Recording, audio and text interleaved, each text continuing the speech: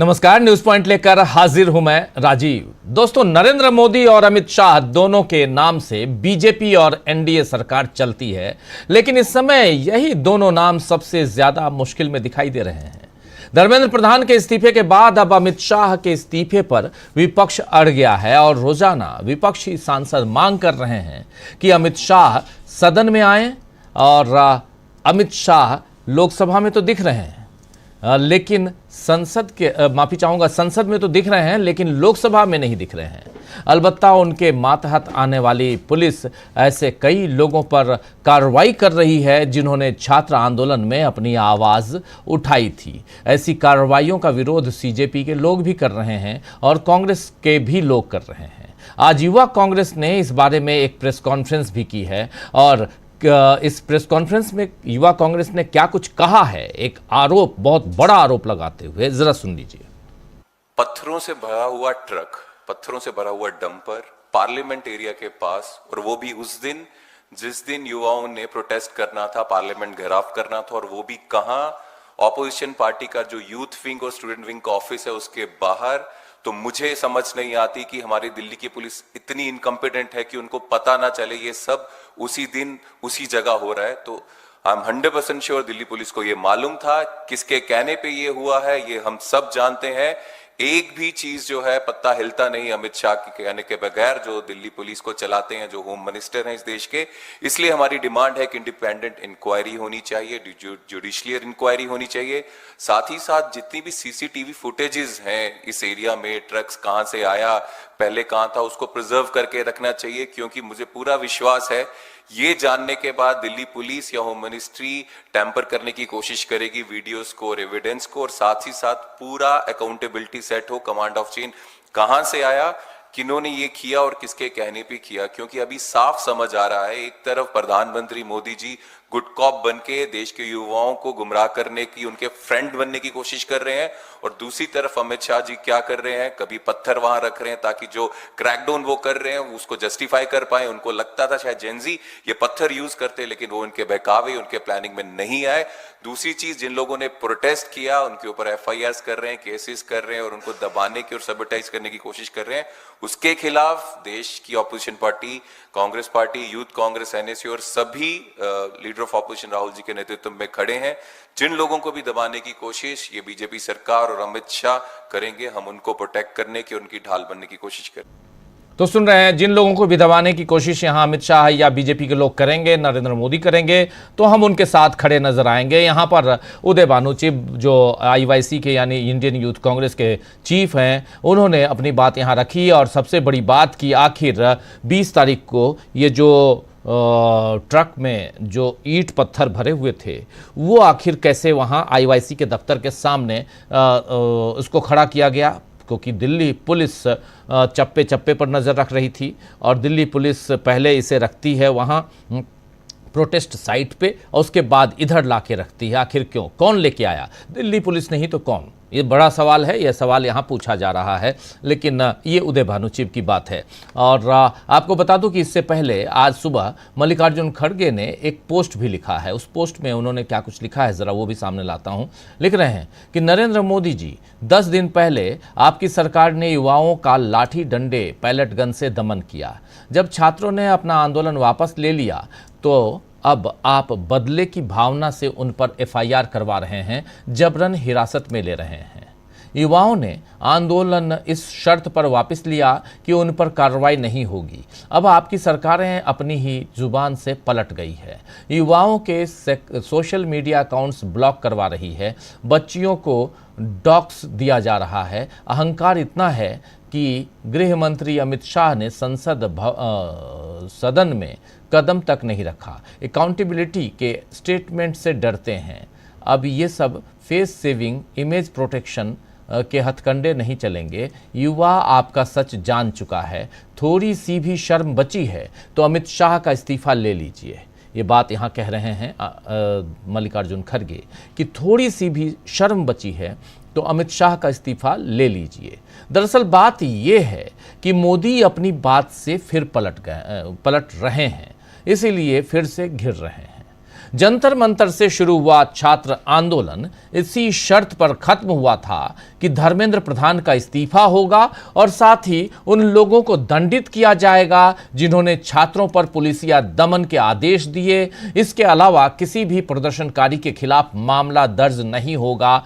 यह भी एक महत्वपूर्ण शर्त थी, लेकिन मोदी अपनी बात पर टिके नहीं हैं, तो अब उनकी कुर्सी को हिलाया जा रहा है। इधर सोशल मीडिया पर पीएम मोदी के लिए बुरा दौर आ चुका है।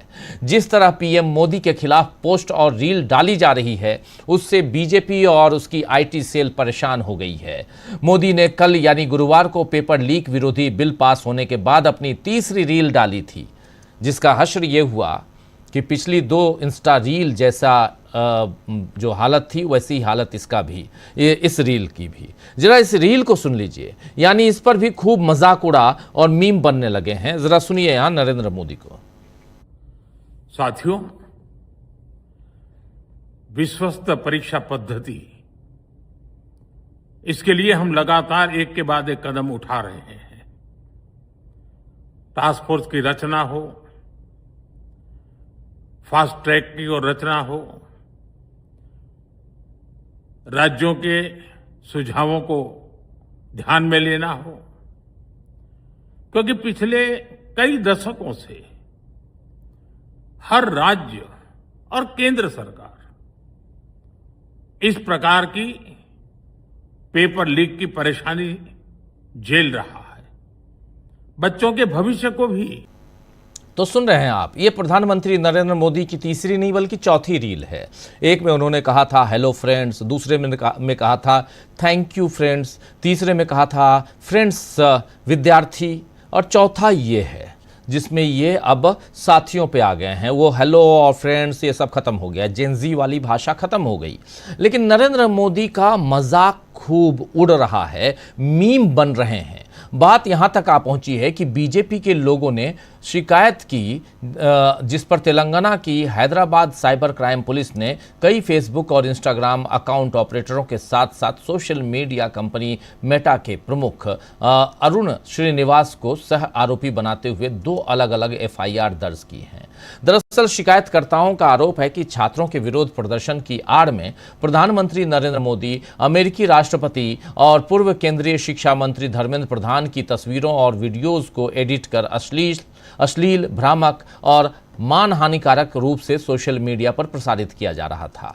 सोशल मीडिया का इस्तेमाल मोदी के खिलाफ इस तरह होगा, इसकी कल्पना शायद उन्होंने नहीं की होगी। बहरहाल अब ऐसी शिकायतों का क्या नतीजा निकलता है, ये तो आने वाला वक्त बताएगा। लेकिन इस समय नजर आ रहा है कि मोदी और अमित शाह समेत पूरी बीजेपी के लिए बड़ी मुश्किल खड़ी हो चुकी है और ये बड़ी होती जा रही है। क्या इसमें दमनकारी रणनीति से नरेंद्र मोदी का बचाव हो पाएगा? आज इसी पर चर्चा करेंगे। लेकिन यहां पर एक बहुत महत्वपूर्ण बात है कि सोशल मीडिया या वहां जंतर मंतर पर जिस भी ढंग के पोस्टर्स, बैनर्स लगाए गए या जो भी नारे लगाए गए, ये तमाम चीजें उस समय एक प्रतिरोध की आवाज थी, जिसका वहां पर साफ दृश्य जो है वो देखा जा रहा था। लेकिन दूसरी तरफ इस आंदोलन को खत्म करवाते वक्त सरकार ने वादा किया था कि किसी भी ढंग से हम इस आंदोलन से संबंधित किसी भी लोगों को, किसी के ऊपर एफआईआर दर्ज नहीं करेंगे, और अगर एफआईआर दर्ज है तो वो उसको वापस लेंगे। क्या नरेंद्र मोदी की सरकार इस पर खरी उतर रही है? तेलंगाना में करवा रहे हैं आप, उत्तर प्रदेश में करवा रहे हैं, बिहार में करवा रहे हैं, सब तरफ, दिल्ली में करवा रहे हैं, एफआईआर करवा रहे हैं आप। आखिर क्यों? आखिर किस बात से नरेंद्र मोदी की सरकार डरी हुई है? पहली बात।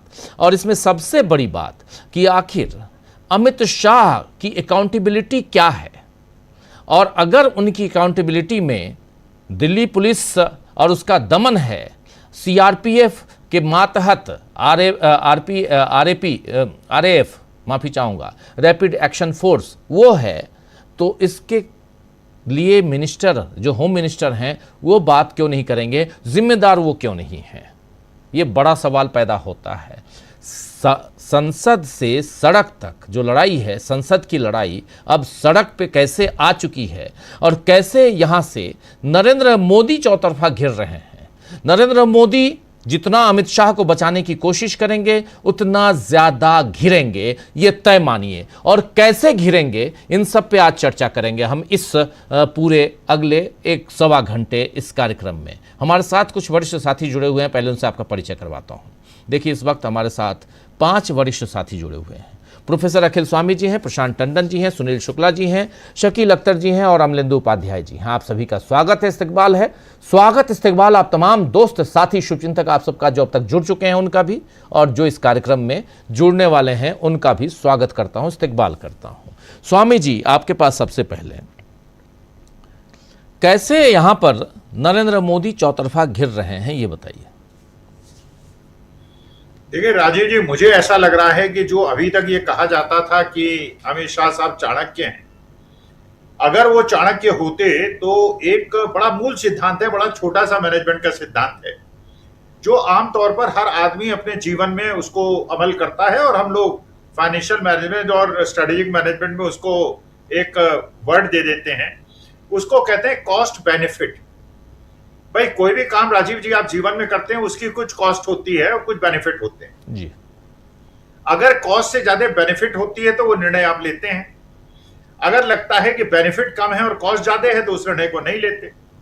अब मेरे को ये नहीं समझ आ रहा, जिनको अभी तक ये भारतीय जनता पार्टी वाले कहते थे कि वो भारतीय जनता पार्टी के चाणक्य हैं, वो अगर ये निर्णय नहीं ले पा रहे हैं कि कॉस्ट क्या है और बेनिफिट क्या है। देखिए, पहली बात तो ये है कि अगर 20 तारीख के पहले धर्मेंद्र प्रधान का इस्तीफा हो गया होता तो ये परिस्थिति आती ही नहीं।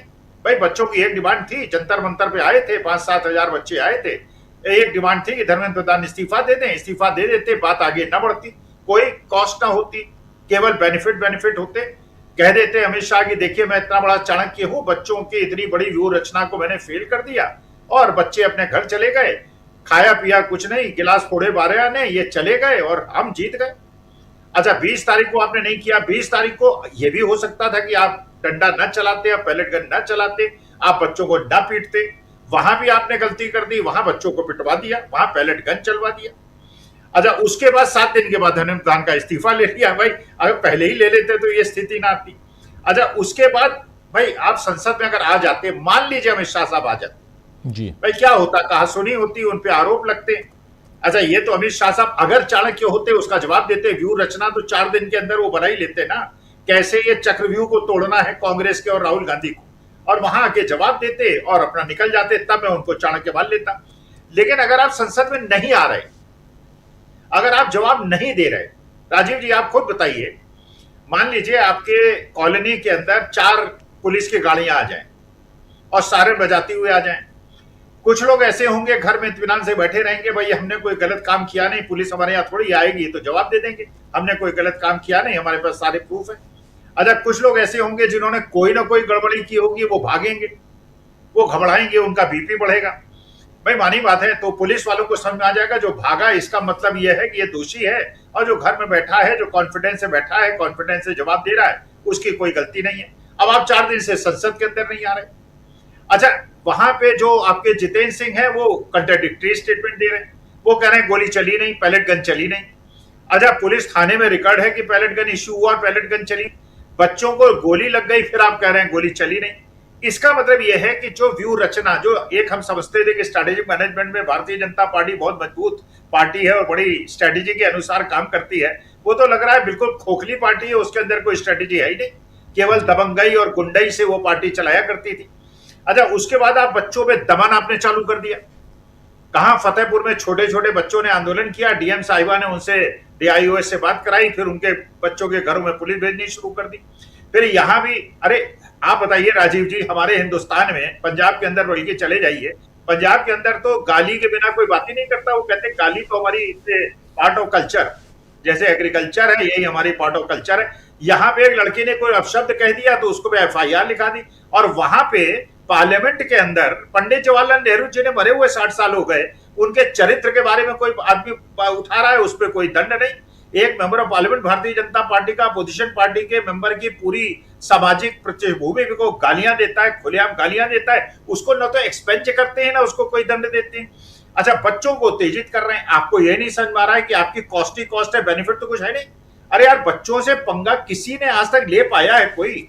अपने घर के अंदर देख लें। ये लोग जो नेता हैं, चलिए मोदी जी के तो घर में कोई नहीं है, उनकी तो शादी मतलब बच्चे नहीं है, लेकिन अमित शाह साहब के तो है, जय शाह साहब हैं, पोती है घर में, तो वो जानते नहीं है क्या है। छोटे बच्चों के सामने बुजुर्गों को झुकना पड़ता है, उनकी बात माननी पड़ती है। जब घर के अंदर बुजुर्गों की बात, आपने देखा अपराजिता सांगडे की बेटी, उन्होंने ट्वीट कर दिया, उन्होंने कह दिया कि मां कहे या कोई कहे मैं तो ट्वीट नहीं हटाऊंगी। आसाम के अंदर मंत्री की बेटी जो है वो ऐसे नारे लगा रही है जिसपे एफआईआर लिखा दी गई गाजियाबाद के अंदर, वही गाली दे रही है असम के मिनिस्टर की लड़की, लेकिन उस पर कोई कार्रवाई नहीं हो रही क्योंकि वो मंत्री की बेटी है। लेकिन वो भी कह रही मैं जेंजी हूं, मैं तो अपने मित्रों के साथ हूं, मैं पिता की राजनीति अलग है, मेरी अपनी कंपल्शंस अलग है। तो मेरे ख्याल से सारे निर्णय गलत भारतीय जनता पार्टी के नेता ले रहे हैं। अमित शाह साहब, जिनको अभी तक मैंने माना था यार सब लोग मानते थे चाणक्य हैं, मेरे ख्याल से जो चाणक्य था वो बिहार का था, बड़ा बुद्धिमान था। गुजरात के लोग जो है रोजगार वगैरह में और बाकी एक्सपोर्ट इंपोर्ट में बहुत तेज हैं, बिजनेस में बहुत तेज हैं, लेकिन चाणक्य के लिए उन्हें बिहार के किसी आदमी से संपर्क स्थापित करना होगा। लेकिन मेरे ख्याल से आज तक जितने भी निर्णय इस मुद्दे पे भारतीय जनता पार्टी ने लिए हैं वो सब गलत हैं। इसीलिए शहजाद पूनावाला ने, जो सबसे प्रखर इनके प्रवक्ता थे, उन्होंने भारतीय जनता पार्टी से संबंध तोड़ दिए हैं। एमएम जोशी साहब ने अगेंस्ट लिखना शुरू कर दिया है, किरण बेदी भी इनके अगेंस्ट बोल रही हैं कि पैलेट गन नहीं चलनी चाहिए थी। अभी देखिएगा 10 दिन बाद रोज डिस्कस करेंगे राजीव जी, एक एक बड़ा विकेट गिरेगा और जब सारे विकेट गिर जाएंगे उसका बरगद के पेड़ भी गिरेगा। जी जी जी, सारे विकेट गिर जाएंगे तो बरगद का पेड़ भी गिरेगा। और नरेंद्र मोदी पे सीधा हमला, यहाँ चौतरफा हमला कैसे हो रहा है, इस पे हम चर्चा कर रहे हैं। आखिर ऐसी नौबत क्यों आ रही है, उसकी एक वानगी है, अभी हम लोग चर्चा कर रहे हैं। जो प्रोटेस्ट हुआ, प्रोटेस्ट के बाद और उसमें किसी ने अगर कुछ कह दिया या कोई बैनर पोस्टर लगा दिया तो उसके खिलाफ एफआईआर खोज के कर रहे हैं। ऐसा ही एक नोएडा में एक लड़की के साथ हुआ है, उस पर सौरभ दास जो सीजेपी के फाउंडर मेंबर्स में से मुख्य प्रवक्ता हैं, वो उन्होंने क्या कहा है, ज़रा उनको सुनते हैं, सौरभ दास को, और फिर चर्चा आगे बढ़ाते हैं। आता हूँ फिर प्रशांत जी आपके पास, फिर शकील जी के पास आना है, सुनील शुक्ला जी हैं, अमलेंदु जी हैं, ज़रा सुनिए ज़रा यहाँ पे। जो बच्चे थे, स्टूडेंट थे, उनमें से कुछ ऐसे थे जो गालियाँ दे रहे थे और किस तरीके की बात कर रहे थे। उनमें से एक लड़की है जो नोएडा के अंदर रहती है, उसके ऊपर नोएडा पुलिस ने एफआईआर दर्ज करी है, उस पर आपका क्या कहना है? देखिए, अगर किसी ने गाली दिया है प्रोटेस्ट में, वो कितना सही है नहीं है उसका आप एक तरीके से निंदा कर सकते हो, लेकिन ऐसे करके आप क्रिमिनल मशीनरी यूज़ करोगे, उनको पुलिस के थ्रू टारगेटिंग करोगे, हैरासमेंट करोगे, वो बिल्कुल सही बात नहीं है। इस देश में गाली देना कब से क्रिमिनल ऑफेंस बन चुका है, मतलब कि रोज़ चलते फिरते लोग यहाँ पे गाली देते हैं। आपने बीजेपी एमपीज़ जो 50% लोकसभा में एमपीज बैठे हुए, उनके खिलाफ तो क्रिमिनल चार्जेस है, एंड बहुत ही हीनस क्रिमिनल चार्जेस है, रेप, मर्डर, डेकॉइटी, ये सब चीज़ों का। तो उस पर तो आप कुछ नहीं कर रहे हो। किसी ने एक दो गाली बक दी, उस पर अगर आप ऐसे करके उनको टारगेट करोगे, आप कुछ नहीं करना चाह रहे हो, आप एक टारगेट करके उनका एग्जाम्पल बनाना चाह रहे हो, ये एकदम ही कंडेमेबल चीज़ है। मेरा फिर से अपील है सरकार से एंड उनके जो पुलिस मशीनरी है उनसे कि आप युवाओं को हैरास करना बंद करिए, युवाओं को इस तरीके से टारगेट करना बंद करिए, एंड ये जो लड़की है उसको भी आप अकेले छोड़ दीजिए। ऐसे पुलिस का दुरुपयोग करना इन सारे ऐसे मामलों में ये बिल्कुल ही एक्सेप्टेबल नहीं है किसी के लिए भी। सौरभ जी, जो अगर इसमें मैं ये भी ऐड करना चाहता हूँ कि अगर किसी को बुरा लग रहा है एंड अगर उन्होंने कुछ बोला है प्रधानमंत्री के खिलाफ, तो प्रधानमंत्री जी के पास एक ऑप्शन है डेफेमेशन फाइल करने का, तो वो डेफेमेशन फाइल कर दीजिए। लेकिन आप पुलिस के थ्रू टारगेटिंग करा रहे हो, वो बहुत गलत बात है। युवाओं को आप टारगेट मत करिए, हैरास मत करिए, हमें एक्सेप्टेबल नहीं है। सुप्रीम कोर्ट के आदेश के बाद दिल्ली पुलिस ने अब सभी जो एफआईआर केस है, जो कार्रवाई है, वो चलाने के लिए मना किया है। जी देखिए जो कल दिल्ली गवर्नमेंट का नोटिफिकेशन निकला, वो एक पॉजिटिव डेवलपमेंट है। बहुत स्ट्रगल के बाद हम लोग जीते, सारे युवाओं की जीत हुई है। धर्मेंद्र प्रधान का जो इस्तीफा था वो हमारा मेन डिमांड था एंड वो हम जीते। It's historic. एक तरह से हम देश के युवाओं ने इतिहास रच दिया।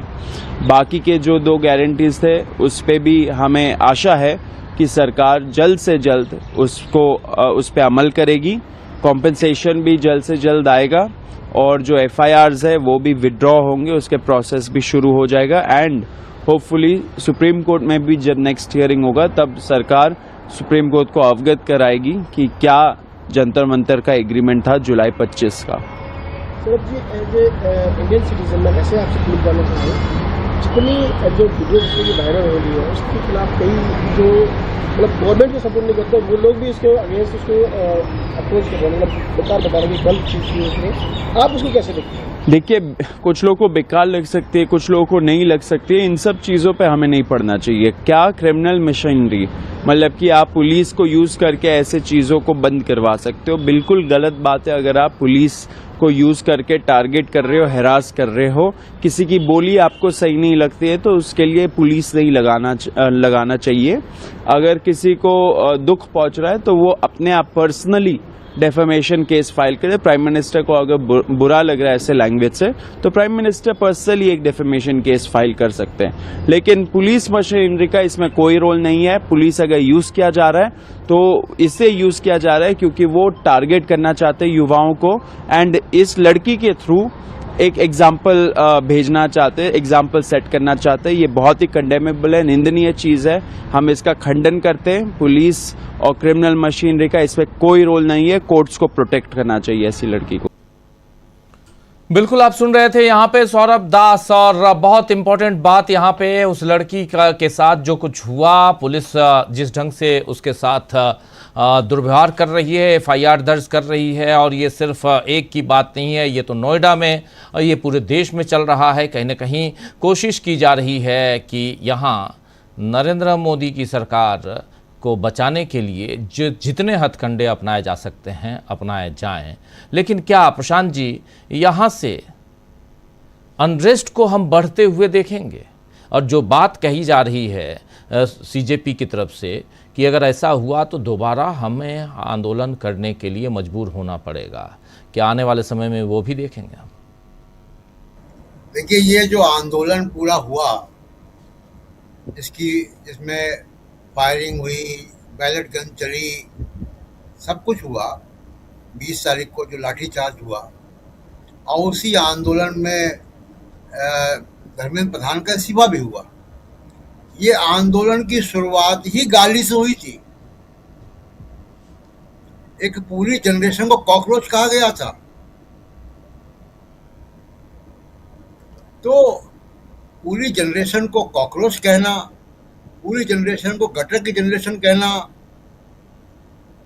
गोदी मीडिया पाकिस्तानी फंडेड कहेगा, चाइनीज एजेंट कहेगा, ये भी तो गालियां हैं। गालियों की क्या परिभाषा है? तो गाली कौन दे रहा है? गाली तो बहुत से लोग दे रहे हैं।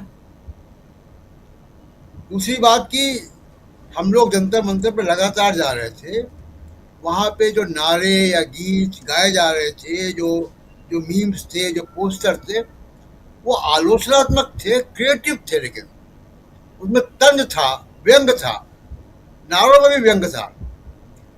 भाषा वहाँ पे बिगड़ी कब? भाषा बिगड़ी 20 तारीख के बाद। आप लड़कियों को पीटेंगे, आप उनके कपड़े खींचेंगे, आप पुलिस जो है उनके प्राइवेट पार्ट पे हमला करेगी डंडों से,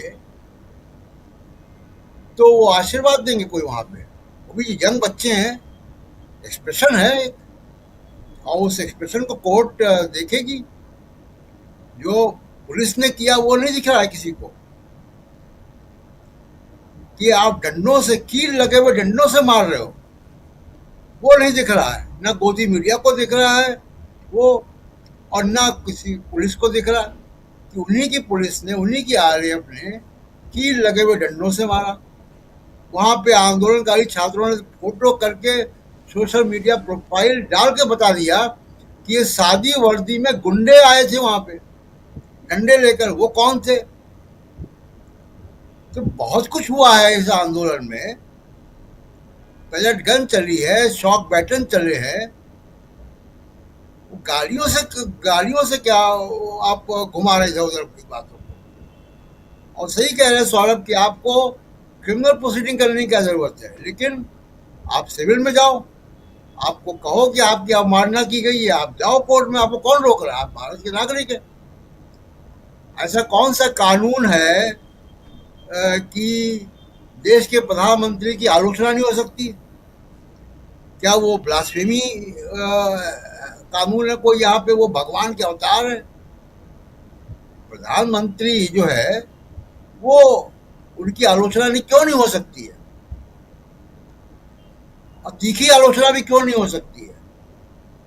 इसमें कौन सी ऐसी भावना आहत उनकी हो गई?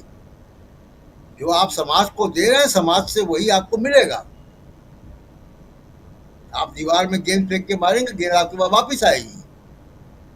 आईटी सेल, बीजेपी का आईटी सेल किस तरीके की लड़कियों को, महिलाओं को किस तरीके की भाषा में बात करता है? जिनको नरेंद्र मोदी फॉलो करते हैं ट्विटर पे, वो बलात्कार की धमकियां देते हैं। बलात्कार की धमकी से बड़ी कौन सी गाली है किसी लड़की के लिए? तो ये सब डिस्ट्रैक्शन है।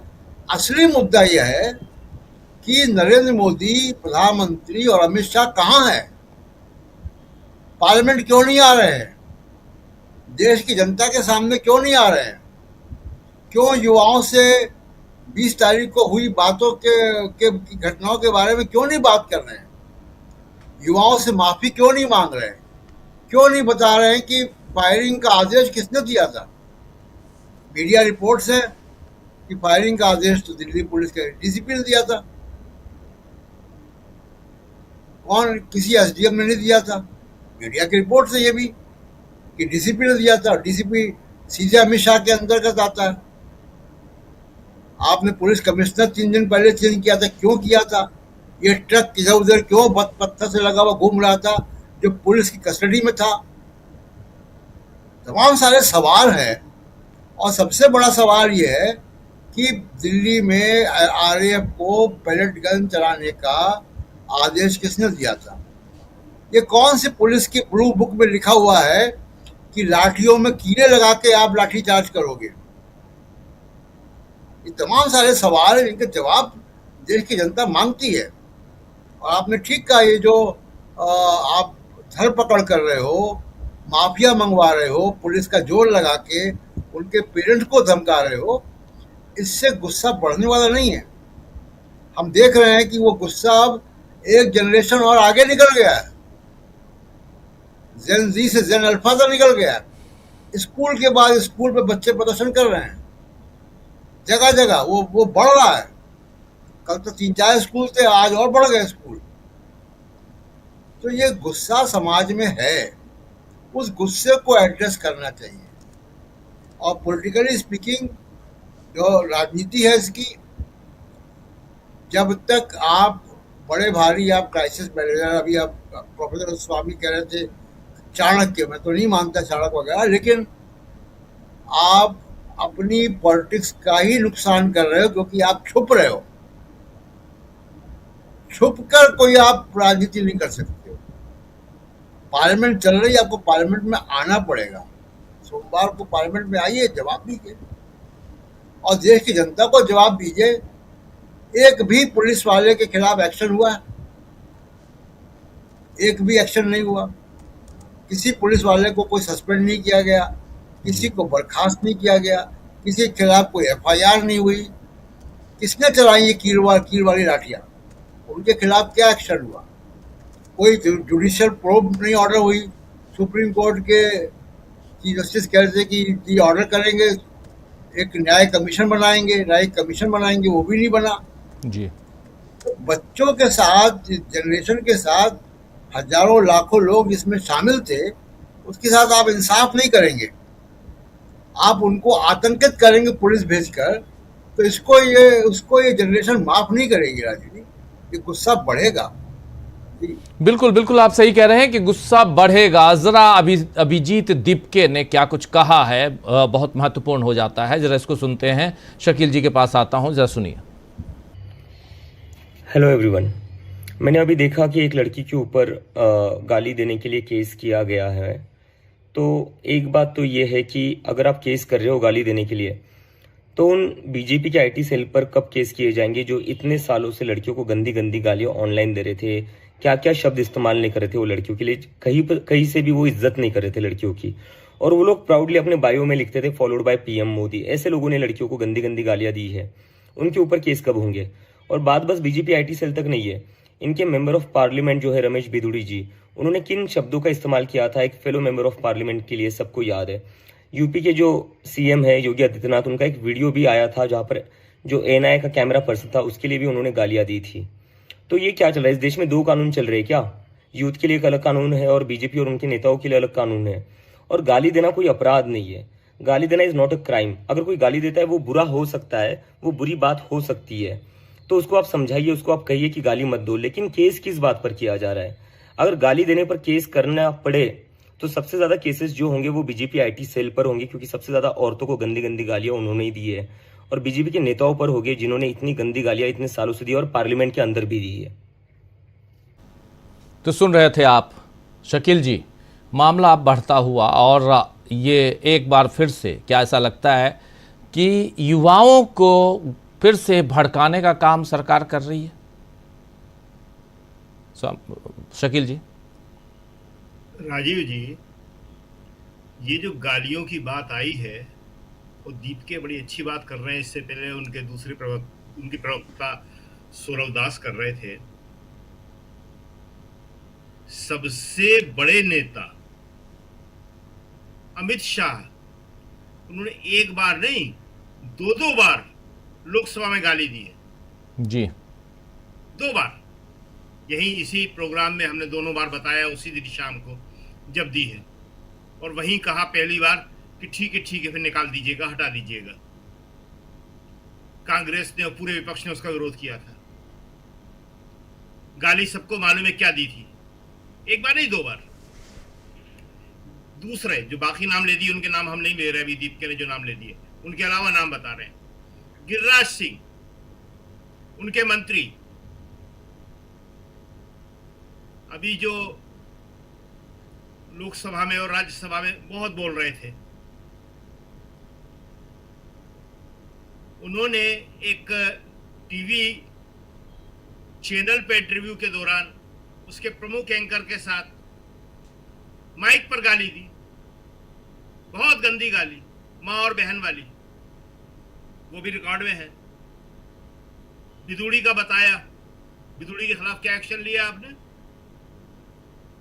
और कर्पूरी ठाकुर, बिहार के मुख्यमंत्री, अभी बिहार का जिक्र कर रहे थे स्वामी जी, उनके लिए जो गालियां दी गई हैं वो तो लिखना भी बड़ा मुश्किल हो जाता है, बोलना तो बहुत दूर की बात है। क्या क्या कहा था? तो ये गालियां देने में दीपिका ने बहुत अच्छी तरह बात बोला, और ये जो है कांग्रेस जनता पार्टी के लोग बड़ी अच्छी तरह अपनी बात को रखते हैं कि जो जो गालियां इनके आईटी सेल ने दी हैं या देता है सोशल मीडिया में लिखित में वीडियो बना के, गंदी गालियां हैं। अब गाली को इशू बना रहे हैं बच्चों के खिलाफ। अमित शाह केंद्रीय गृह मंत्री 2 बार, 1 बार नहीं 2 बार, उत्तर प्रदेश के मुख्यमंत्री का बताया उन्होंने। तो ये सारी की सारी जो चीजें हैं, इनको लाके आप अपने ऊपर ही ज्यादा अटैक करवाएंगे। दूसरी बात, संसद के अंदर जो है विपक्ष ने इतना जबरदस्त मोर्चा खोल रखा है, ऐसा माहौल बना रखा है कि सरकार उसका सामना ही नहीं कर पा रही। 2 हफ्ते हो गए चलते हुए संसद के मानसून सत्र को जी। आज भी थोड़ी देर बाद ही दोनों सदन स्थगित करना पड़े, लोकसभा और राज्यसभा, सोमवार तक के लिए। कोई काम नहीं हो रहा है, सिर्फ 2 बिल पेश किए इन्होंने। और 2 बिल में आप देखिए कि जो पेपर लीक था, जो छात्रों से जुड़ा हुआ था, उसमें तो मोदी और अमित शाह आए नहीं, आ नहीं सकते थे क्योंकि गोली चलवाई है, पेलेट गन, लाठी, आंसू गैस। लेकिन जो वंदे मातरम का बिल था, जिनका बहुत प्रिय विषय है, अभी 6 महीने पहले संसद के शीतकालीन सत्र में 150 साल पूरे होने पर वंदे मातरम के दोनों बोले थे लोकसभा में प्रधानमंत्री मोदी, राज्यसभा में अमित शाह, कांग्रेस पर क्या क्या आरोप नहीं लगाए, कैसे कैसे भावनात्मक इशू नहीं उठाए इन्होंने, अपनी वही नफरत और विभाजन की राजनीति को फैलाने की कोशिश की। प्रियंका गांधी ने तो जवाब दिया था, उसी वक्त कहा था सवाल छात्रों युवाओं का है, उनकी बेरोजगारी के मुद्दे का है, उससे ध्यान भटकाने के लिए आप ये सवाल ला रहे हैं वंदे मातरम का। अरे वंदे मातरम तो हमारे हर अधिवेशन में गाया जाता है, कांग्रेस के हर अधिवेशन में जी। यानी कितने अधिवेशन तो हमने सुने हैं, देखे हैं। शुरुआत ही होती है वंदे मातरम से, हर कांग्रेस का अधिवेशन वंदे मातरम से ही शुरू होता है। लेकिन उसको बड़ा इशू बना दिया 6 महीने पहले। उस वक्त इन्होंने सोचा नहीं था कि पासा इस तरह पलट जाएगा। तो ये लोग वंदे मातरम के बिल पर भी भाषण देने नहीं आए। आप सोचिए कि वंदे मातरम या इस तरह के जितने भी भावनात्मक इशू हैं या जो कथित छद्म राष्ट्रवाद जिस तरह ये फैलाते हैं उसके इशू हैं, वही तो इनकी राजनीति है। 12 साल में क्या किया? 12 साल में सिर्फ बातें बातें बातें। देखिए, मनमोहन सिंह को मौन कहते थे और मौन का अपोजिट इन्होंने क्या समझा? बोलते जाओ। मनमोहन सिंह पे इतने गंदे आरोप लगाए थे, उनके घर सीबीआई पहुंचाई थी। मनमोहन सिंह के घर क्या हुआ? सुप्रीम कोर्ट ने कहा कि कोई भी इनके खिलाफ आरोप नहीं है। ऐसे ही 2G के बारे में विनोद राय ने लिख के दिया शपथ पत्र कोर्ट में कि मैंने गलत आरोप लगाए थे। कॉमनवेल्थ गेम में सुरेश कलमाड़ी बाइज्जत बरी। तो ये बातें ही बातें करते रहे और आज जो है ये अमित शाह संसद को फेस नहीं कर पा रहे हैं, सदन को फेस नहीं कर पा रहे हैं। प्रधानमंत्री मोदी वो भी फेस नहीं चल पा रहे। क्यों? देखिए, जब तक सिक्का चल रहा था और जब चीजें उल्टी पड़ गई तो ये चाणक्य वगैरह तो ये मीडिया के बनाए हुए फितूर थे, सारे के सारे सब अपने आप ध्वस्त हो गए। इनमें किसी में कोई जान नहीं थी। ये तो जब चढ़ता हुआ सूरज हो तो आप उसकी चाहे जैसी आराधना कर सकते हो जी। नहीं, जब सूरज ढलता है तो आप उसकी शान में कुछ बोल नहीं सकते। अब देखिए, आपकी अपने आप को बचाने के लिए पुलिस वाले के बच्चों को सामने ला रहे हैं। कितनी गंदी राजनीति कर रहे हैं, बच्चों के सामने बच्चों को पेश कर रहे हैं। ये आज उदय भानु चिब ने, यूथ कांग्रेस के अध्यक्ष ने बहुत अच्छी प्रेस कॉन्फ्रेंस की और बड़ा साफ शब्दों में बताया, ये जो यूथ कांग्रेस का NSUI का दफ्तर है रायसीना रोड पे, राजीव जी, इससे 2 मिनट का रास्ता है संसद का, सिर्फ 2 मिनट का। वहां पे पत्थरों से भरा हुआ ट्रक डंपर खड़ा करना, उन्होंने कहा साफ, जो उनके आरोप है यूथ कांग्रेस के, का उद्देश्य था कि लड़के इसका उपयोग करें। और हमने ये बात कई बार कहा है, इसी प्रोग्राम में कही है, क्योंकि हमने अपनी आंखों से देखा है कि किस तरह लड़कों ने सेल्फ डिसिप्लिन रखा। इतना झूठ, इतने आरोप लगा रहे हैं और पूरे देश ने देखा। और वहां संसद के चारों तरफ ऑफिस हैं, सारे कर्मचारियों ने, ऑफिसर्स ने, सबने देखा कि लड़के कितना सेल्फ डिसिप्लिन रखे। पत्थरों से बड़ा ट्रक खड़ा है, किसी ने हाथ नहीं लगाया उसको जी, सिर्फ नारे लगा रहे थे और आगे बढ़ रहे थे। ये बात सही है, क्योंकि मार्च था उनका संसद तक। लेकिन जहां पुलिस रोक देती थी वहां रुक जाते थे, पुलिस पीछे धकेलती थी पीछे आ जाते, फिर नारे लगाते थे। इसके खिलाफ आप उनके ऊपर इतने बड़े बड़े आरोप लगा दोगे। दूसरी एक बात और बता दें, यहाँ पे बड़ी चर्चा हो रही है इसकी कि साहब मजिस्ट्रेट आदेश देता है पेलेट गन या फायरिंग के, ये मजिस्ट्रेट जो है जुडिशरी का नहीं होता है। ये लोग, बहुत सारे लोग सवाल पूछ रहे हैं, कल भी हमने बोला था, उसके बाद कल टाइम नहीं मिल पाया। ये मजिस्ट्रेट को जुडिशरी का, अदालत का या न्याय विभाग का नहीं होता है, ये प्रशासनिक मजिस्ट्रेट ही होता है, SDM, जिसको विशेष परिस्थितियों में मजिस्ट्रेट के पावर होते हैं, डिप्टी कलेक्टर जिसको कहते हैं सामान्य भाषा में, ये वही होता है मजिस्ट्रेट। तो आज आप कह रहे हो कि मजिस्ट्रेट के आदेश से, और वहां उत्तर प्रदेश का मामला सबसे ज्यादा गर्म है, क्योंकि चढ़ावा चोरी के खिलाफ आपके पास कुछ नहीं है कहने को, तो आप वहीं आ जाते हैं कि ये चढ़ावा चोरी की बात कैसे कर सकते हैं, इन्होंने तो गोली चलवाई थी। किसने चलाई थी गोली? अरे मजिस्ट्रेट ने भी तो वहां कहा होगा, फिर वहां मुलायम सिंह कैसे कह देंगे? वहां मुलायम सिंह ने कहा था। अगर यहां मजिस्ट्रेट ने कहा था तो वहां भी मजिस्ट्रेट ने कहा था। अगर आप यहां मान जाते हैं कि अमित शाह जी ने कहा था तो ठीक है, आप वो कह ही रहे हो कि मुलायम सिंह ने कहा था। 2 मुद्दे विपक्ष बहुत ताकत से उठा रहा है और दोनों को छोड़ने को तैयार नहीं है। वो एक तो अमित शाह का इस्तीफा लिए बिना वो मानने को तैयार नहीं है। राहुल गांधी साफ साफ कह रहे हैं इसमें कोई नेगोशिएशन नहीं होगा, कोई समझौता नहीं होगा। और जिस तरह वो बोल रहे हैं उसका मतलब क्या है? उसका मतलब है कि अमित शाह के बाद नेक्स्ट फिर क्या? फिर मोदी। वो रुकने वाले नहीं है। धर्मेंद्र प्रधान का इस्तीफा लेने के बाद अमित शाह पे आ गए हैं वो, और अमित शाह का इस्तीफे के बाद मोदी पे।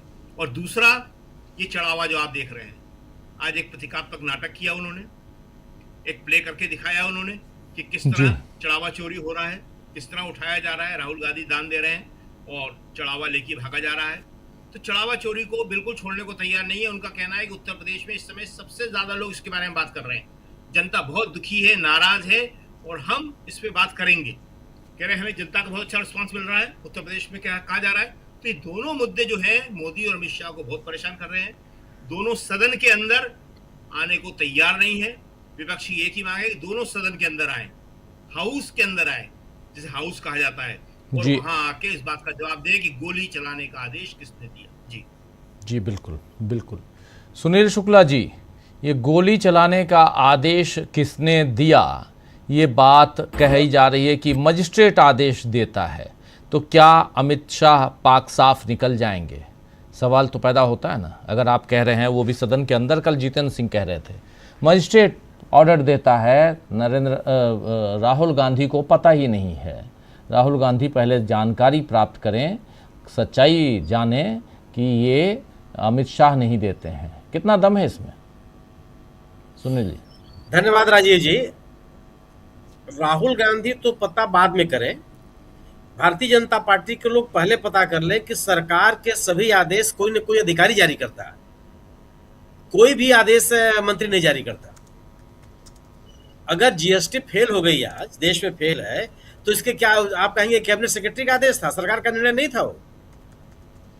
कोई भी निर्णय जो आदेश अधिसूचित होता है, जारी किया जाता है, वो सरकारी अधिकारी करते हैं। सरकार के निर्णयों को लागू करने की जिम्मेदारी सरकारी अधिकारियों की होती है। अगर आप किसी उपलब्धि का श्रेय सरकार लेगी, तो किसी नाकामी का आरोप किसके ऊपर जाएगा? निश्चित रूप से आरोप मजिस्ट्रेट निर्णय लेता है, हर चीज का निर्णय लेता है। कोई केवल ये विषय नहीं है कि ये यहाँ पे गोली पुलिस के बल प्रयोग का निर्णय मजिस्ट्रेट लिया। जब बाबरी मस्जिद गिरी थी, उस समय वहां का ये बाबरी मस्जिद के गिरने पर वहां का प्रशासनिक तंत्र विफल हुआ था। उसकी जिम्मेदारी किसने अपने ऊपर ली? कल्याण सिंह ने ली। कल्याण सिंह ने कहा था क्या कि नहीं नहीं नहीं नहीं, ये वहां मौजूद थे घटनास्थल पर, उन्होंने लिया। अगर आप कागजी कार्रवाई की बात करेंगे तो किसी भी आदेश पर उनका दस्तखत नहीं है। लेकिन वहां सरकार फेल हुई। सरकार फेल होने के नाते सरकार के मुखिया के रूप में उन कल्याण सिंह की जिम्मेदारी बनती थी कि उनके ऊपर आरोप जाता, और उस आरोप को उन्होंने स्वीकार किया, और जो उनको सर्वोच्च न्यायालय ने 1 दिन की सजा दी, उस सजा का कोई भुगता उन्होंने। प्रश्न यह है कि पुलिस का बल प्रयोग, सरकार उस आरोप से कैसे बच सकती है? सरकार की निगाह में, सरकार के नाक के नीचे पुलिस ने इस तरह का बल प्रयोग किया है। पुलिस अगर अपने लाठियों में कील लगा करके आई, तो क्या इसकी जिम्मेदारी सरकार के ऊपर नहीं है? किन स्थितियों क्या सरकार ने इस तरह का आदेश दे रखा है कि आप आंदोलनकारियों पर, छात्रों पर, युवाओं पर, प्रदर्शनकारियों पर, अनशन करने वालों पर, धरना देने वालों पर कील लगी हुई लाठियों का उपयोग करेंगे? कोई इस तरह का निर्णय लिया उन्होंने? क्या ये सरकार का आदेश है? सरकार इस बात को मान चुकी है कि अगर प्रशासनिक स्तर पर यह निर्णय हो, प्रशासनिक स्तर पर यह निर्णय हो कि प्रदर्शनकारियों पर सीधे गोली चलाएंगे, सीधे बल प्रयोग करेंगे, हवा में फायरिंग नहीं करेंगे, रबर बुलेट का उपयोग नहीं करेंगे, पानी का बौछार नहीं करेंगे, सीधे गोली चलाएंगे, सरकार मान लेगी? क्या तो उनका निर्णय है। सरकार किस बात के लिए है फिर? अगर इस तरह के निर्णयों के लिए सरकारी अधिकारी जिम्मेदार है, तो सरकार किस बात के लिए है? लोक प्रशासन की भाषा में तो ब्यूरोक्रेसी को अस्थायी सरकार की संज्ञा दी ही गई है। फिर आप किस बात के लिए जनप्रतिनिधि के रूप में मौजूद है? क्या आपका काम ये नहीं है कि जो प्रशासनिक अधिकारी निर्णय ले रहे हैं, या जिस तरीके से वो नियमों कानूनों को क्रियान्वित कर रहे हैं, उसके ऊपर आप निगाह रखें, और अगर आप निगाह नहीं रखते तो विपक्ष के नेता कह रहे हैं कि अगर आपको इसकी जानकारी नहीं थी तो आप अपनी विफलता स्वीकार कीजिए, अगर आपकी जानकारी में गोली चली है, पेलेट गन का उपयोग हुआ है, तो उसकी जिम्मेदारी आप स्वीकार कीजिए। दोनों बातें सही हैं। इस बिना पर कि गोली चलाने का निर्णय या किसी चीज का निर्णय प्रशासनिक अधिकारी लेते हैं, मजिस्ट्रेट निर्णय लेते हैं, सरकार अपनी जिम्मेदारियों से बच नहीं सकती, संभव नहीं है। अगर और यह जो सरकार ने तरीका अपनाया, इसका परिणाम क्या हुआ कि जेन जी तक का मामला नहीं है, अब जेन अल्फा तक मामला चला गया। उत्तर प्रदेश इस देश के अति पिछड़े राज्यों में से गिनती होती है। इस राज्य के भी एक पिछड़े जिले फतेहपुर में जेन अल्फा सड़क पे आ गया, पहली घटना ही हुई हो। और जो फतेहपुर कोई ऐसा जिला नहीं है जो मुंबई के नजदीक है, बेंगलोर के नजदीक है, अहमदाबाद के नजदीक है, कोची के नजदीक है, कोलकाता के नजदीक है। कानपुर और इलाहाबाद के बीच का एक छोटा सा शहर, एक छोटा सा जिला। वहां के बच्चे सड़क पर निकल गए कि मेरे कमरे में पंखा नहीं है, लड़कियों के लिए शौचालय नहीं है, बैठने के लिए स्कूल कुर्सियां नहीं है, और एक शिक्षक पढ़ाता है। क्यों सरकार चिंतित हो गई? और अभी तक उन लोगों को दंडित क्यों नहीं किया गया कि जो ये स्कूलों की बदहाल स्थिति क्यों थी? और वह जो फतेहपुर से सिलसिला निकला, वो बाड़मेर पहुंच गया, वह जालौर पहुंच गया, वह बीड़ पहुंच गया, वह गया जी पहुंच गया।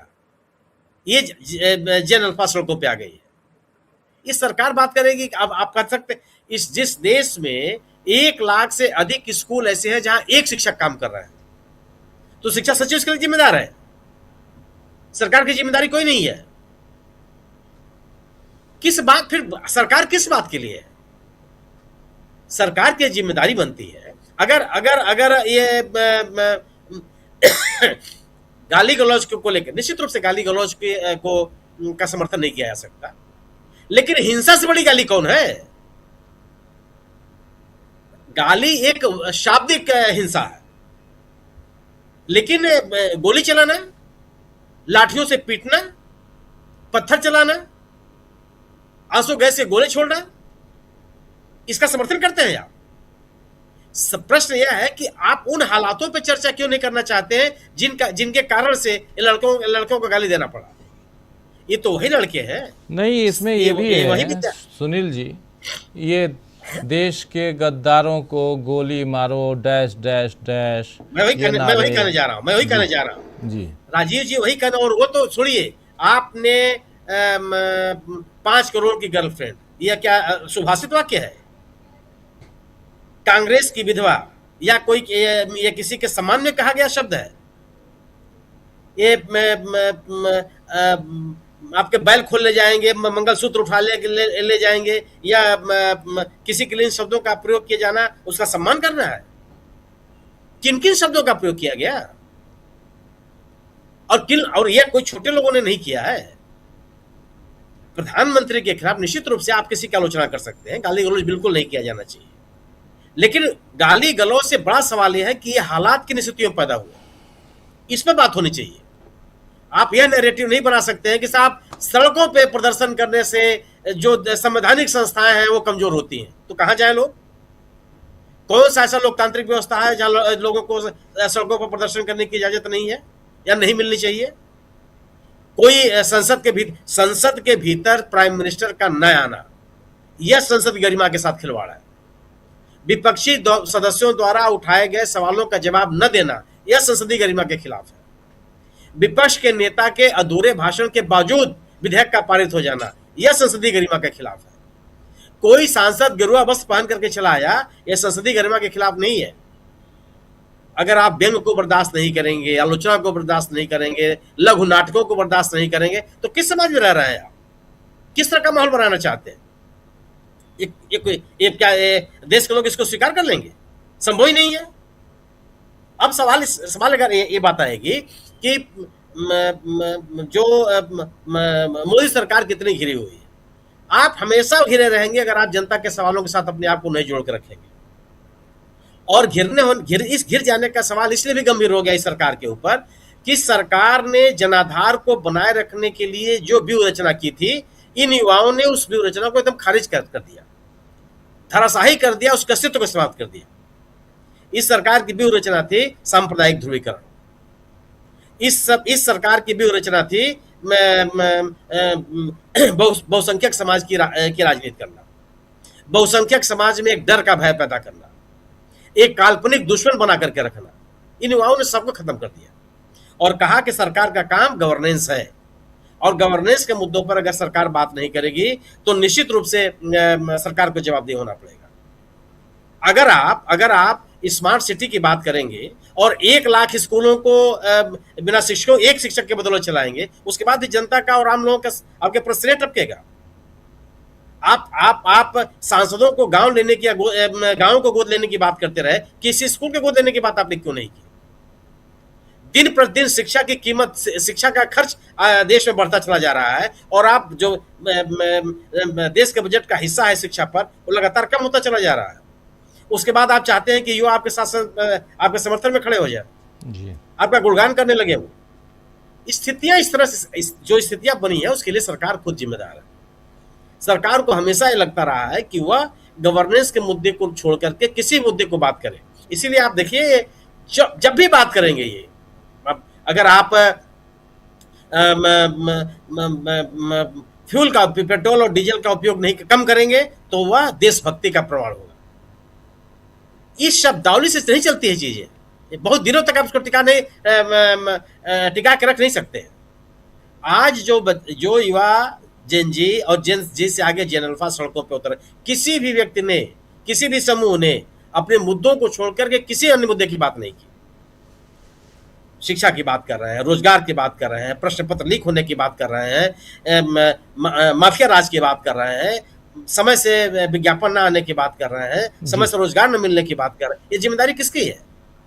बिल्कुल। तो स्वाभाविक सी बात है, जनता से अगर आप जुड़ेंगे नहीं तो आपका जनाधार कमजोर होगा, और आप अपने आप को कुछ भी घोषित कर लीजिए, आप अपने आप को चाणक्य घोषित कर लीजिए, चाहे अपने आप को चर्चिल घोषित कर लीजिए, आपके हाथ में। प्रश्न यह है कि लोग कितना आपको मानते हैं। बिल्कुल जी, बिल्कुल बिल्कुल। जरा अमलेंदु जी के पास आना चाहता हूँ। अमलेंदु जी, कैसे देखते हैं आप, क्या यहाँ से नरेंद्र मोदी की सरकार फिर एक गलती कर रही है, जो बार बार, जो अब जिस दिशा में 25 तारीख के बाद नरेंद्र मोदी की सरकार चाहती, जो बातें हुई थी उन बातों पर, जो समझौता हुआ था उस समझौते पर अमल करती और उसको मानती, लेकिन यहाँ तो साफ दूसरा दिखाई दे रहा है। अगर आप चुन चुन के खोज के अगर युवाओं के घर पुलिस को भेज रहे हैं, उनके ऊपर FIR दर्ज करवा रहे हैं, दूसरी तरफ आप कह रहे हैं सुप्रीम कोर्ट का जो फैसला आया, जो अंतरिम आदेश आया, अभी 3 तारीख को उस पर और सुनवाई होनी है उसी मसले पे, लेकिन सुप्रीम कोर्ट के जो अंतरिम आदेश का आप हवाला देकर उस समझौते को तोड़ रहे हैं। क्या आने वाले समय में एक और अनरेस्ट हम देखेंगे? निश्चित तौर पर राजीव जी, एक अनरेस्ट और देखने को मिल सकता है। और पहली बात तो राजीव जी ये है कि जिन बच्चों के ऊपर FIR दर्ज की जा रही है प्रधानमंत्री नरेंद्र मोदी को अपशब्द कहने के लिए, ये सारी FIR राजीव जी सुप्रीम कोर्ट के आदेश के बाद दर्ज की जा रही हैं, और किसी भी बच्चे के ऊपर पहले से कोई मुकदमा नहीं है जिनके ऊपर FIR दर्ज की गई है। अधिकांश उनमें से 18 साल से कम के भी हैं। तो यानी सुप्रीम कोर्ट के आदेश का जो इंटरिम ऑर्डर है, उसका तो ये सरकार पहले ही खुल्ला उल्लंघन कर रही है, पहली चीज राजीव जी। दूसरी चीज ये है कि जिन पुलिस वालों के जरिए ये सब किया जा रहा है, जिस पुलिस को, क्या वो पुलिस कर्मी जो है वो सब सत्य वचन, एक कहा जाए सत्संग ही करते हैं क्या? जो छात्रों पर लाठियां चला रहे थे, क्या वो अपशब्दों का प्रयोग नहीं कर रहे थे? क्या DCP से लेकर राजीव जी और थाने के सिपाही तक और DG तक जो है, सब जो है वो संसदीय भाषा का इस्तेमाल करते हैं? सड़क पर राजीव जी का मिल जाता है एक सिपाही, और बड़े से बड़ा जो है आदमी हो, और उसको आप देखिए किस तरीके से, किन शब्दों में बात करता है। और थाने में पहुंच जाइए राजीव जी, फिर तो आप समझ लीजिए कि सुभाषित जो आने लगते हैं, वेद वाक्य सारी सुनाई पड़ने लगते हैं। तो आप कह रहे हैं कि साहब वो मोदी जी को गाली दे दी।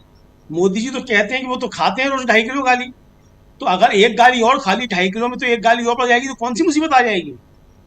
अगर आप खाते ही हैं 2.5 किलो गाली।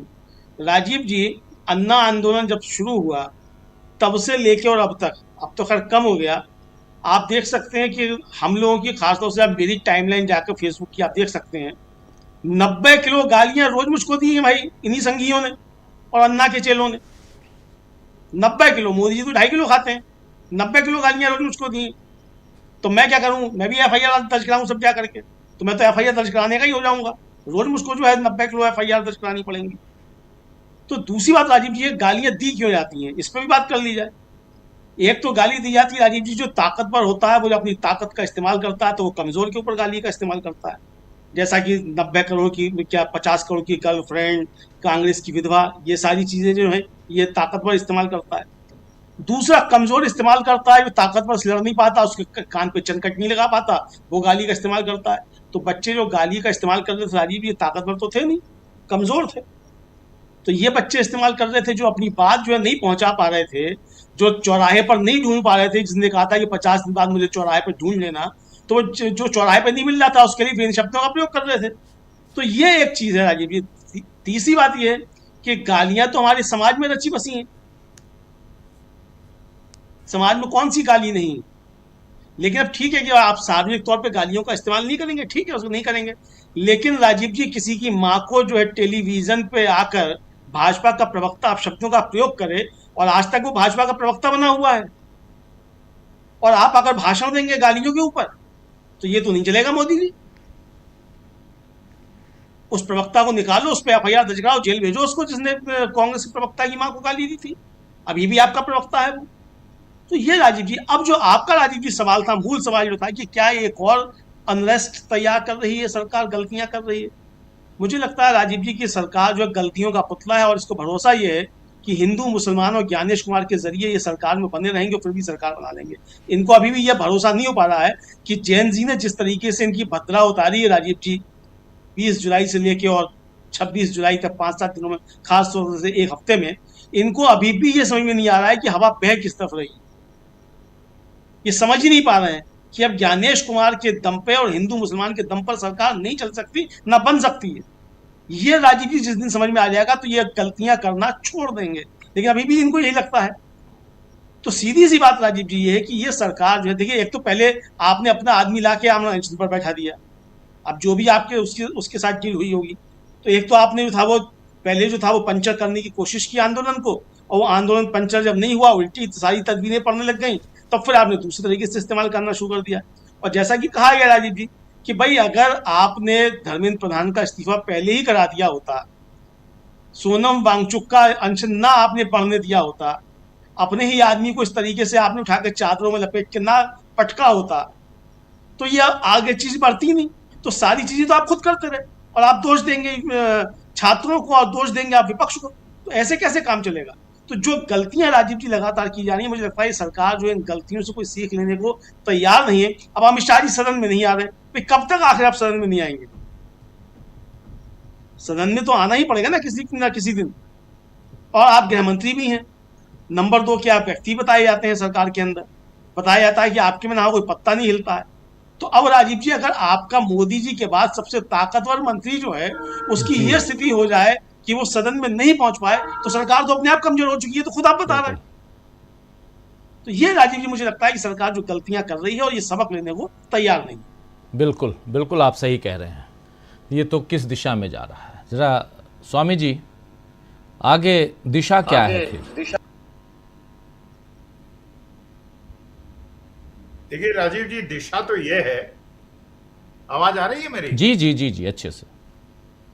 राजीव जी, दिशा तो ये है, जैसे मान लीजिए किसी के पैर में गैंग्रीन हो जाए, अब उसके बाद 2 विकल्प होते हैं, या तो पैर को कटवा ले डॉक्टर से या जान दे दें।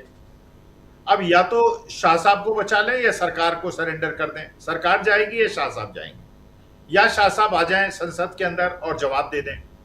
जैसे अमलेंदु अभी कह रहे थे, भाई ये कांग्रेसेबल ऑफेंस है या नॉन कांग्रेसेबल ऑफेंस है? गाली देना या किसी को पीट देना या हाथापाई हो जाना नॉन कांग्रेसेबल ऑफेंस है, और इसमें बिना कोर्ट की परमिशन के एफआईआर लिखी ही नहीं जा सकती। अब ये बताइए, कानून अलग अलग हो गए क्या? इसका मतलब ये है नॉन कांग्रेसेबल ऑफेंस में एफआईआर लिख के आप बच्चों को परेशान करेंगे। आप सिद्ध क्या करना चाहते हैं? आप ये सिद्ध करना चाहते हैं कि आपके पास ताकत है, और क्योंकि आपके पापास ताकत है तो ऐसे लोग जिनके पास ताकत नहीं है उनका उत्पीड़न आप करेंगे, उनको परेशान करेंगे। और ये परेशान किसको करेंगे? हमारे देश की नई युवा पीढ़ी को करेंगे। जिसके बारे में मोदी जी विदेश में जाते हैं और कहते हैं कि हमारा ये डेमोग्राफिक डिविडेंड है। भाई आप ये जानते हैं राजीव जी, क्योंकि मैंने अध्यापन किया और मैं देखिए बिल्कुल इसमें 100% सत्य बोल रहा हूं जी। हमारे देश के बच्चे क्योंकि बचपन से संघर्ष करते हैं, हमारे बच्चे विदेश के बच्चों से बेहतर क्यों हैं?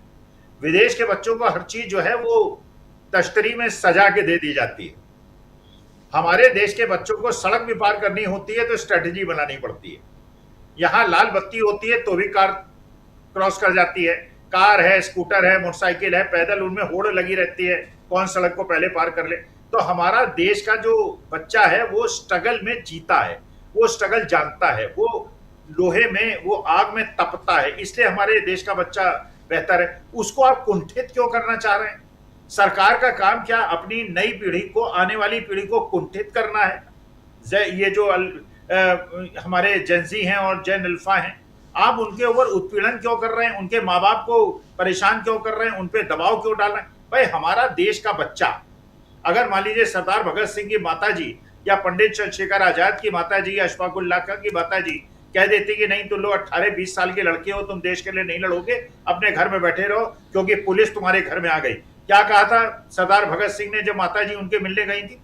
यही कहा था, बेबे आंसू मत बहाओ, तुम्हारा बेटा जो है तुम्हारे आंसू नहीं देखेगा, मेरे लिए भारत माता ज्यादा महान है। और यही बात बिहार के बच्चों ने कही जब उनकी माँ की आंखों में आंसू आए। 14 साल के बच्चे ने कहा, माँ आंसू मत बहाओ मेरे को अब अपनी देश के प्रति। और जो इरफान लड़का है उसने क्या कहा जब उससे पूछा गया तुम जंतर मंतर क्यों पहुंच गए, तुम तो छोटे मोटे काम करते हो? उसने कहा मैं इसलिए पहुंच गया क्योंकि मैं जिंदा हूं, मैं इसलिए पहुंच गया क्योंकि मैं जिंदा हूं।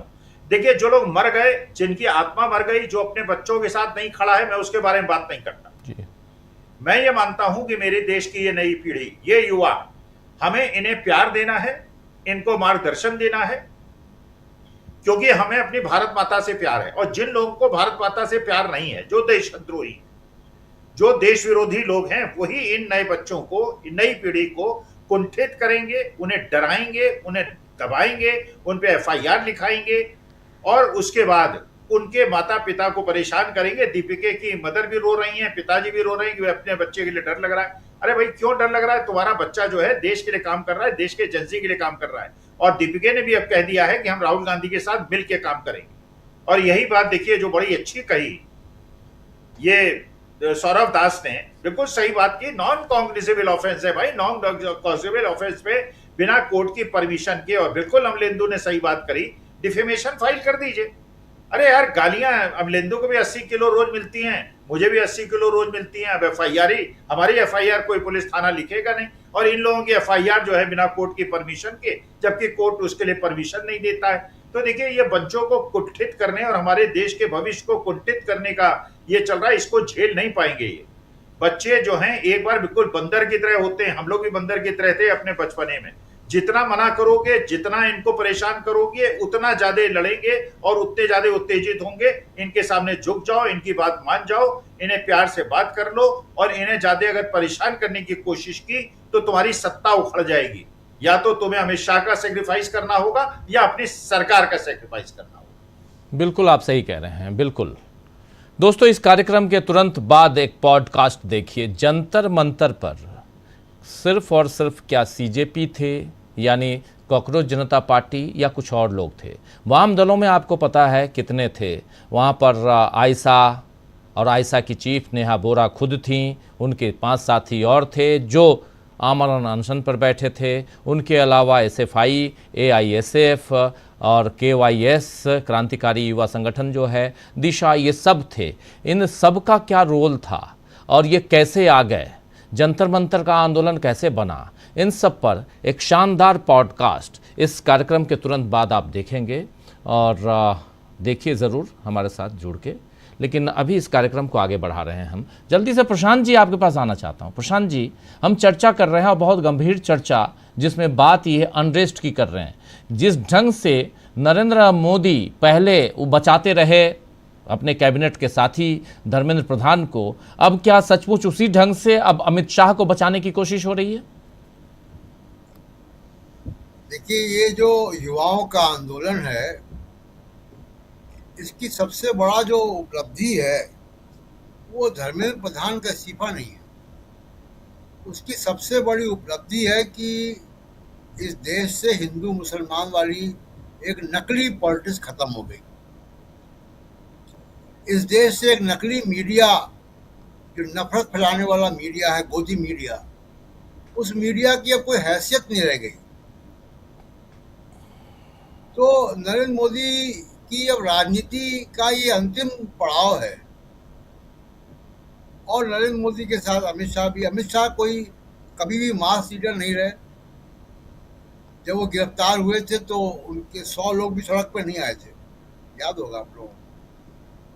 तो वो मास लीडर नहीं है। मास लीडर नरेंद्र मोदी जी ने 2012 ऑनवर्ड से इमेज बनाई। कॉर्पोरेट इंडिया ने उनके साथ मिलकर एक इमेज बनाई। वो कॉर्पोरेट इंडिया के बनाए हुए, गढ़े हुए एक नेता हैं। मुझको नहीं याद है, मैं नरेंद्र मोदी को तब भी देखता था जब वो महासचिव थे। मुझे नहीं याद है कभी नरेंद्र मोदी किसी धरने में, किसी प्रदर्शन में, किसी सरकार के विरोध में सामने आए हो, कभी नहीं आए। विपक्ष की जो पॉलिटिक्स है, जो आज राहुल गांधी कर रहे हैं या कल बीजेपी ने भी की है, वाजपेयी जी ने की और लोगों ने भी की, नरेंद्र मोदी ने कभी वो पॉलिटिक्स नहीं की। तो ये कॉर्पोरेट के बनाए हुए एक व्यक्ति हैं जिनको गोदी मीडिया में पैसे खर्च करके कॉर्पोरेट ने उनके इमेज बिल्डिंग की। जेन जी ने ये इस इमेज को खत्म कर दिया, इसकी पूरी हवा निकाल दी। अब केवल एक औपचारिकता है कि कब तक ऑफिस में रहते हैं, कब जाते हैं, ये औपचारिकता है, एकेडमिक बहस है। लेकिन उनका जिसको कहें कि एक पीरियड, एक युग, एक उनका टेन्योर, वो टेन्योर अब नैतिक रूप से और ऐतिहासिक दृष्टि से भी वो खत्म हो चुका है।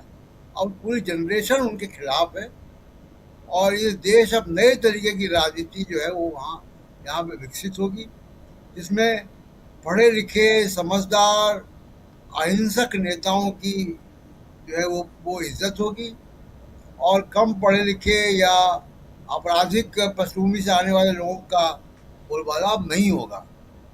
तो ये देश में एक नई राजनीति जन्म ले रही है और उस जन्म लेने के बीच में एक जो ट्रांजिशन का दौर है, उस ट्रांजिशन के दौर में मोदी जी रहेंगे। अमित शाह को कितना रोक पाते हैं मुझको नहीं मालूम, लेकिन अमित शाह अब उनके लिए एसेट नहीं है। अमित शाह मोदी जी के लिए लायबिलिटी है। जी बिल्कुल बिल्कुल। जरा शकील जी, क्या आपको भी लगता है लायबिलिटी? और आखिर यहाँ कब तक बचाने की कोशिश? क्या यहाँ से एक दबाव में है नरेंद्र मोदी? बहुत बड़ा बोझ, बहुत बड़ी लायबिलिटी। अभी स्वामी जी चले गए, बहुत अच्छी बात बोल के, कितनी पुरानी बात उन्होंने याद दिला दी। गैंग्रीन अज्ञे की कहानी है, बहुत मशहूर, बहुत पुरानी कहानी, हमारे दर्शक उसको पढ़ सकते हैं। तो ये गैंग्रीन हो गया है और गैंग्रीन का एक ही इलाज होता है। तब भी था जब अज्ञे ने लिखी थी ये कहानी और आज भी है। आपको उस अंग को पांव में होता है अलग करना पड़ेगा। मोदी जी के पास अब ज्यादा विकल्प नहीं है, जैसे प्रधान के मामले में नहीं थे कि प्रधान को हटाना है, वो 20 से पहले भी उठा सकते थे, 20 जुलाई से पहले भी नहीं हटाया।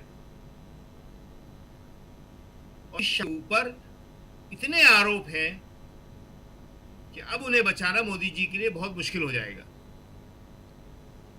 तो बहुत बड़ा एक बोझ बन गए हैं वो जी। एक वक्त होता है हर चीज का। अमित शाह कभी उस तरह के नेता नहीं रहे कि इतना उनको प्रचार और इतना उनका महिमा मंडन हो जाए, मगर एक वक्त था, हो गया। लेकिन आज जब सब कुछ उल्टा पड़ने लगा तो वो सरकार की कोई मदद नहीं कर पा रहे हैं। आप देखिए कि जिस जैन अल्फा की हम बात कर रहे हैं और जिसके सारे वीडियो आ रहे हैं, ये बाड़मेर कहाँ है? पश्चिमी राजस्थान में, वेस्टर्न राजस्थान का एक छोर है बिल्कुल जी।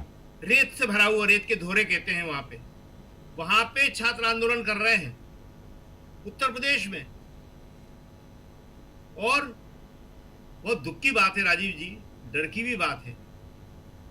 सब ये टीनेजर हैं, ये जिनको जेन अल्फा कहा जाता है, किशोर हिंदी में, इन पे भी गोली चलवा सकते हैं। कल को कह देंगे इन्होंने ये किया, इन पे भी लाठीचार्ज करवा सकते हैं। जिन्होंने 18 साल से ऊपर बच्चों को, 18 साल से कम भी थे वो बच्चे जो पार्लियामेंट पे जमा हुए थे, उनके ऊपर टीयर गैस चलवा दी, तो आप कुछ भी कर सकते हैं, उल्टे आरोप भी लगा सकते हैं। लड़कियों पे चलवा दी, लड़कियों के साथ तो जो किया गया है ये सबको देखना चाहिए। पूरे देश में 1 लाख के करीब सरकारी स्कूल इन्होंने बंद कर दिए हैं 12 साल में। 1 लाख के करीब, 94,000 के करीब आंकड़ा आता है वो। आप सोचिए, सरकारी शिक्षा व्यवस्था पूरी तरह खत्म करना चाहते हैं और ये बच्चे आ गए। क्या करेंगे बच्चे, कहां पढ़ेंगे? आजकल हम सही कह रहे हैं, और जो लोग भी बात करते रहते होंगे अपने आसपास, उन्हें मालूम होता होगा एक बच्चे का प्ले स्कूल में एडमिशन का खर्चा कितना है। प्राइवेट स्कूल में 50,000, 1 लाख की प्ले स्कूल होते हैं। 2 साल के, 3 साल के, 4 साल के बच्चे जा रहे हैं यहाँ पे। और उसके बाद जब स्कूलिंग शुरू होती है, जो +5 में होने लगी है आजकल, 1 लाख से ऊपर। ये कहाँ है? ये जो सोसाइटी के आसपास के स्कूल्स होते हैं उनमें। दिल्ली के जो 10, 20, 25 बड़े स्कूल है उनकी बात ही नहीं कर रहे हैं। इतना बुरा हाल कर दिया इन्होंने शिक्षा व्यवस्था का, और इसी तरह चिकित्सा व्यवस्था का। जी, सबसे बड़ी आज की जरूरत यह है कि सरकारी शिक्षा और सरकारी चिकित्सा व्यवस्था को वापस आना चाहिए। तो ये बच्चों का जो मामला है बहुत ही संवेदनशील है। इस मामले में सरकार को बहुत ध्यान रखने की जरूरत है कि कहीं इन बच्चों के साथ ऐसा न कर दें कि यार बच्चों के साथ भी इन्होंने ऐसा कर दिया जो इन्होंने इससे पहले किया है संसद के ऊपर। बहुत गंभीर स्थिति हो जाएगी, फिर ये कोई भी अपनी खुद की मदद भी नहीं कर पाएंगे। जी, तस्वीरें वैसी आ रही हैं जिसमें बच्चों को परेशान किया जा रहा है। 15 साल के बच्चे को अगर पुलिस स्टेशन में बुलाया जाए तो समझ सकते हैं क्या हो रहा है। एक बच्ची को इसलिए उसने निकाल दिया अपने यहाँ से मकान मालिक ने, क्योंकि वो गई थी वहाँ प्रोटेस्ट में गई थी। तो ये से ऐसी बहुत सारी तस्वीरें आ रही हैं, और ये सब ओरिजिनल तस्वीरें हैं। ये गोदी मीडिया की तस्वीरें नहीं हैं, ये ओरिजिनल तस्वीरें हैं। तो बहुत कुछ है। सुनील शुक्ला जी, क्या ये आने वाले समय में फिर से एक नए आंदोलन की तरफ देश को ले जाने की जिम्मेदार होगी ये सरकार, ये माना जाए, जिस ढंग से यहाँ पर बर्ताव किया जा रहा है?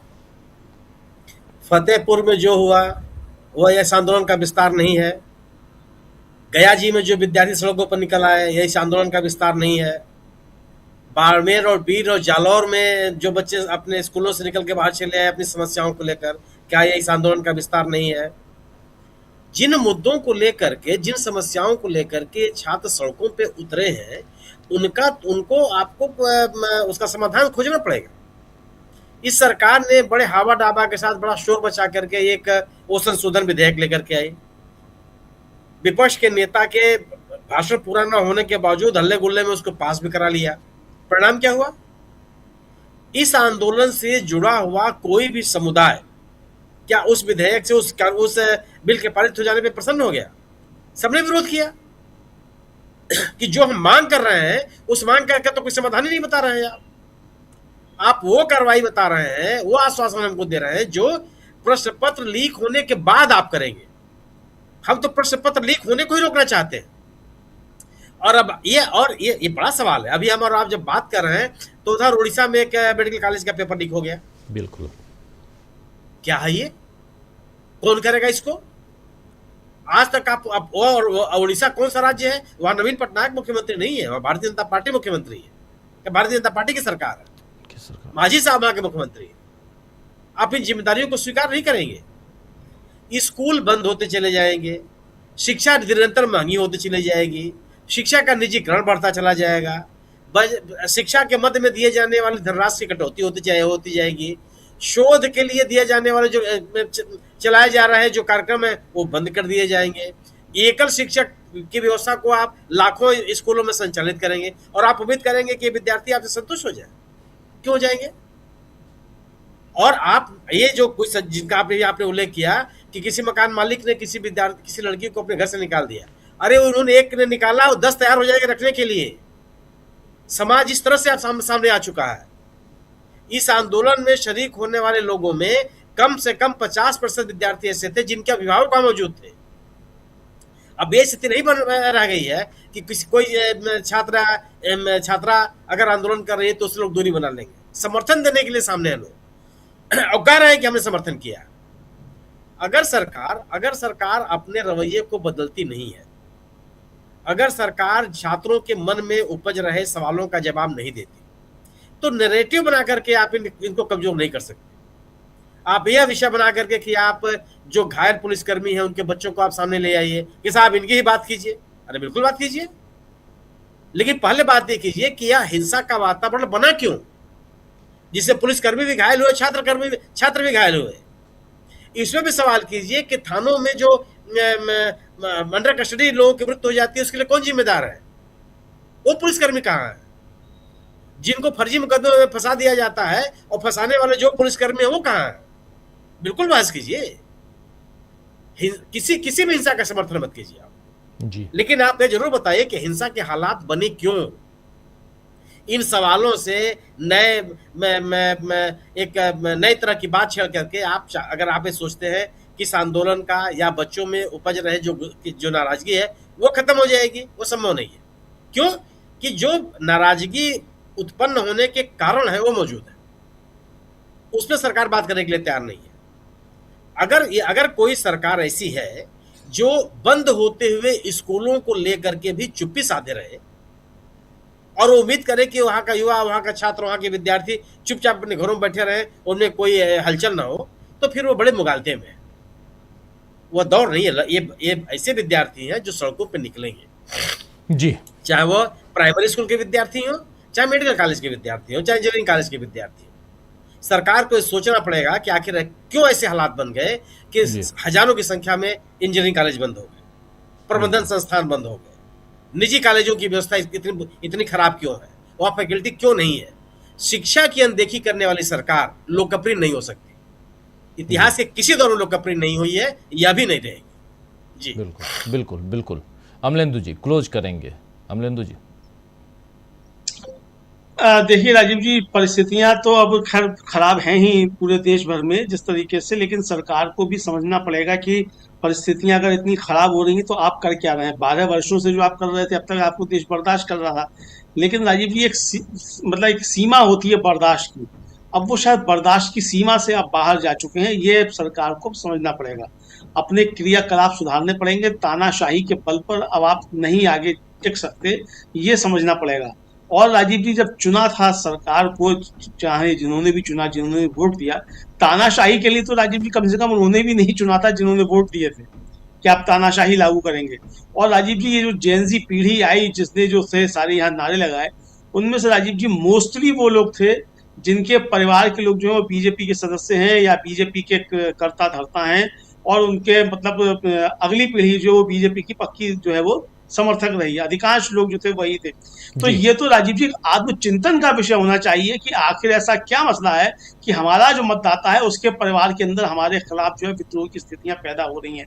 ये समझना इस सरकार को चाहिए राजीव जी। और अगर वास्तव में उनके यहाँ कोई लंबा विजन वाले और दूरदर्शी विजन वाले हैं तो इस पर ध्यान देंगे, और अगर नहीं है तो राजीव जी जिस तरीके से पुलिस का इस्तेमाल करके और आरएएफ का इस्तेमाल करके कुचलने की कोशिश करते हैं तो उसको ही आगे करेंगे, लेकिन ये चीजें काम नहीं आएंगी। और राजीव जी आखिरी बात एक ये कह दूं कि आज ओम बिरला साहब काफी ज्यादा नाराज हुए, वो पप्पू यादव भगवा वस्त्र पहनकर जो पहुंच गए कि यहाँ कोई भी कुछ ड्रेस पहन के आ जाएगा। तो भाई पहले ये बता दिए ओम बिरला साहब, क्या भगवा वस्त्र पहनना जो इस देश में अपराध है? क्या भगवा वस्त्र पहन के संसद में नहीं जा सकते? क्या योगी आदित्यनाथ जब लोकसभा के सदस्य थे तब भगवा वस्त्र पहनकर नहीं जाते थे? क्या उमा भारती सदन में भगवा वस्त्र पहनकर नहीं आई हैं? तो भगवा वस्त्र पहनकर अगर कोई चला जाएगा तो ओम बिरला साहब इतने ज्यादा नाराज हो जाएंगे। कल को मोदी जी जो केदारनाथ की गुफा में भगवा वस्त्र पहनकर बैठे थे, वो अगर सदन के अंदर भगवा वस्त्र पहनकर आ जाए तो अमित शाह जी उनको निकाल के बाहर कर देंगे लोकसभा से। बिरला साहब तो ये क्या तमाशा है कि भाई भगवा पहनकर कोई अगर आ गया तो आपको इतने ज्यादा नाराज हो रहे हैं? भगवा का ये अपमान नहीं सहेगा हिंदुस्तान, बिरला साहब ही समझ में राजीव जी बिल्कुल बिल्कुल। चलिए ये बिरला साहब समझें, लेकिन हम समझेंगे कि आखिर जंतर मंतर का आंदोलन इतना बड़ा आंदोलन कैसे बन गया।